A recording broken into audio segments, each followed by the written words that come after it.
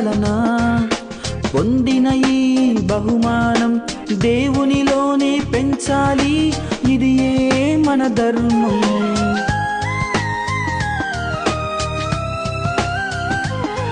తల్లిదండ్రుల పోలికతో పుట్టిన ఈ బహుమానం క్రీస్తుని పోలి నడవాలి, అది తన గమ్యం.